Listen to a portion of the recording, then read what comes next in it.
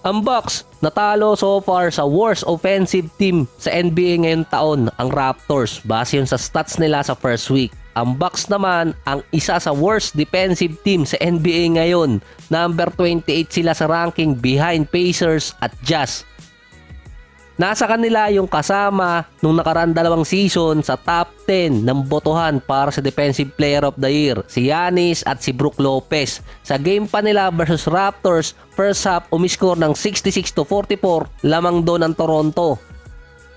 Nakita agad ang epekto ng pagkawala ni Holiday sa Milwaukee kahit ang pumalit si Damian Lillard. Offensively, andun pa rin naman para kay na Dame. Ang problema lang, pag lumipat kasi sa kabila, halos hindi maayos yung depensa at naiiba yung pwesto ni Giannis at ni Brook Lopez. Si Giannis pa nga hindi masyadong napupunta sa weak side at sa ball line kung saan siya dati namamahay. Kumbaga, magdadalawang isip yung player na pumasok doon or tumira kapag nasa pwesto na si Giannis at itong si Brook Lopez. Kaso hindi nangyayari yun. Sinabi pa ng mga fans na pang Summer League yung zone defense ngayon ng Milwaukee. Sa stats, worst start din to para kay Giannis so far. 27 points, 10 rebounds, 1.7 blocks per game. Mataas na number pa rin yun, 55% sa field, 14% sa 3-point area. Pero mula sa top 5 defensive player, bumagsak si Giannis sa worst number niya sa defensive rating. Nasa 118. Halos nabura yung pagiging defensive player ni Giannis. Si Dame nasa 23 points, 5 rebounds, 4 assists, 29% sa 3-point area. Offensively, mataas pa rin naman para sa kanya. Yun nga lang, lalong bumagsak ang defensive rating niya, nasa 123. Halos wala na talagang defense yun or parang nakatayo na lang. Base pa sa ibang mga fans, yung core players kasi ng Bucks andun pa rin. Giannis, Middleton, kahit si Brook Lopez, tapos dinagdag mo si Dame. Ang problema lang yung pinalit na coach, hindi defensive minded, hindi katulad ni Coach Mike Budenholzer.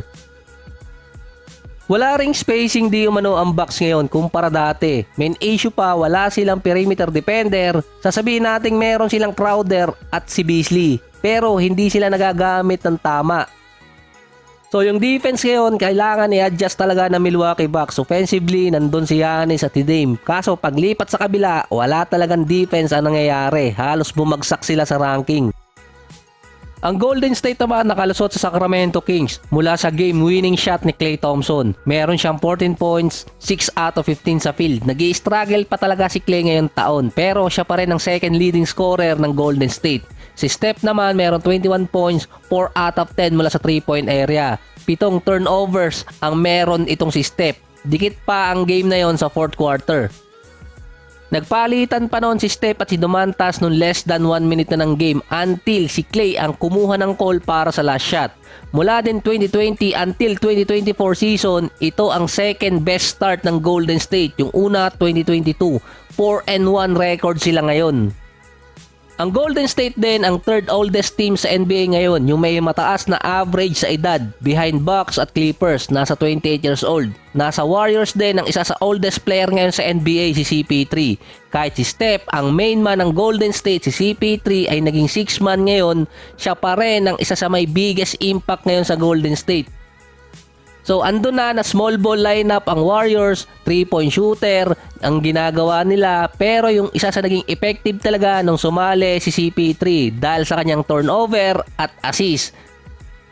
So dikit ang game nila versus Kings. Kahit nagkaroon ng 7 turnover si Steph, 2 points lang ang nakuha ni CP3, meron naman siyang 8 assists at wala siyang nakuhang turnovers doon. Sa loob din ng 5 games, 6 turnovers pa lang ang nagagawa nito si CP3. Yun talaga ang main asset niya na binibigay sa team, maalaga sa bola na may assist pa.